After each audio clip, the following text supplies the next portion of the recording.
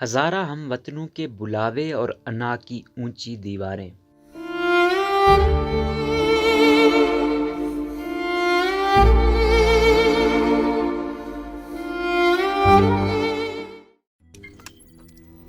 روزنامہ قدرت کی ویڈیو دیکھنے کے لیے ابھی یوٹیوب چینل پر سبسکرائب کریں اور بیل آئیکن پر بھی کلک کریں۔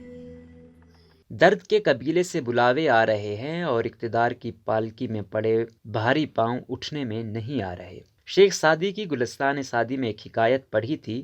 شہری نے ایک جابر بادشاہ کو سوتے دیکھا تو دعا کی، خدایا تو اسے دیر تک سلائے رکھ، جتنی دیر یہ سوتا ہے اتنی دیر سکون رہتا ہے۔ کوئٹہ میں نقطہ انجماد کو چھونے والی سردی میں ہزارہ ہم وطنوں کی سربریدہ لاشیں رکھی ہیں۔ ایک وزیر جاتا ہے، دکھ میں اضافہ کرتا ہے اور آ جاتا ہے، دوسرا جاتا ہے، فائدہ دینے کے بجائے فائدہ مانگ کر آ جاتا ہے، پھر باری آتی وزیر اعظم کی، ٹویٹ کرتے ہیں تو زخموں پر نمک چھڑک دیتے ہیں، اشارہ دیتے ہیں تو جلتی پر تیل کی دھار مار دیتے ہیں۔ گفتگو کے لیے ایوان سے باہر آئے تو لگا کہ 3 دن کی سیاسی بد اخلاقیوں کا ازالہ کریں گے، وہ آئے، درد کا مذاق اڑا کر چلے گئے۔ وہ تو اپوزیشن کی تحریک اور ہزارہ ہم وطنوں کے ماتم میں فرق ہی نہ کر سکے، تعزیت اور احتجاج کو ایک ہی مصرے میں باندھ کر ایسے چلے گئے جیسے کہ کچھ کہا ہی نہ ہو۔ وہ نہ سمجھتے ہوں گے کیا اس کابینہ میں ایک شخص بھی ایسا نہیں ہے جو زمین سے جڑت رکھتا ہو۔ ہزارہ اب دعا کرتے ہوں گے، اے خدائے بزرگ و برتر، تو نے آنے کی توفیق تو نہیں دی تو ہمارے بادشاہ کو خاموش رہنے کی توفیق ہی دے دے۔ جتنی دیر یہ خاموش رہتا ہے زخم سلے رہتے ہیں۔ انسان اگر یہ جان لے کہ کبھی کبھی خاموش رہنا کتنا ضروری ہوتا ہے تو وہ گفتگو کا ہنر جان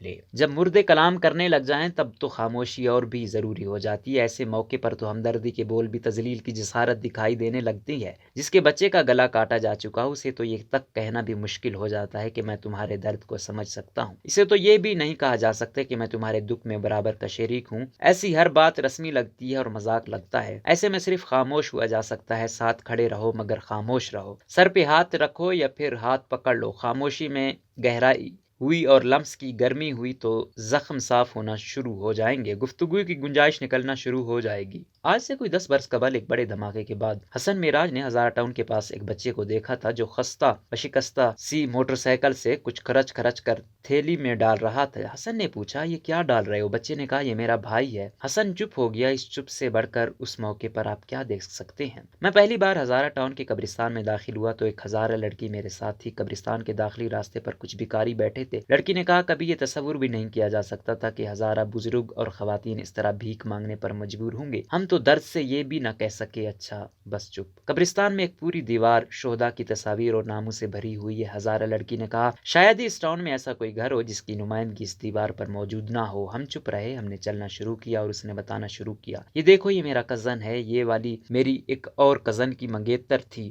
وہ کزن بھی ایک دھماکے میں زخمی ہو چکا ہے۔ جس سال اس کی منگیتر ماری گئی اسی سال اس کا گریجویشن ہونی تھی اور پھر شادی کی تیاریاں ہونی تھی۔ یہ جو بزرگ سے ہیں یہ میرے ددیال کی طرف سے میرے عزیز تھے، ہم انہیں چچا ہی کہتے تھے، بہت اچھے انسان تھے یار۔ یہ دیکھو اس کے تنور سے ہم روٹیاں خریدتے تھے۔ یہ جو لڑکا سا ہے جینز ٹی شرٹ میں، یہ بھی ہماری امی کے رشتہ داروں میں سے تھا۔ اداکاری کا اسے بہت شوق تھا، اس کی امی نے اس کے شوق کی خاطر بہت پیسے لگائے مگر سارے خواب ادھورے رہ گئے۔ یہ سامنے والی 3 ہیں، یہ ایک ہی گھر کے افراد ہیں، یہ بھی یوں سمجھو کہ ہمارے رشتہ داری تھے۔ جس دن مارے گئے اس کے دوسرے دن ان کی بیٹی پیدا ہوئی تھی، ابھی تو کافی بڑی ہو گئی ہے۔ کتنا عجیب سا دکھ ہے اس بچی کا بھی۔ یہ دیکھو یہ بچہ اپنے والد کے ساتھ مارا گیا تھا۔ ان کی تصویریں نہیں ہیں مگر نام لکھے ہوئے ہیں۔ چلتے چلتے لڑکی نے ایک تصویر کی طرف اشارہ کیا اور بے دھڑک کہہ دیا، اور یہ میرا محبوب تھا، زندہ ہوتا تو ابھی یہاں ہمارے ساتھ چل رہا ہوتا، آپ سے ملاقات کراتی، مگر ابھی یہ سامنے والی قبر میں ہے۔ اس پورے تعارفی ماتم کے جواب میں ہمارے پاس ایک ہی چیز تھی، وہ تھی خاموشی۔ جس کے بچے کا گلا کاٹا جا چکا ہو اسے تو یہ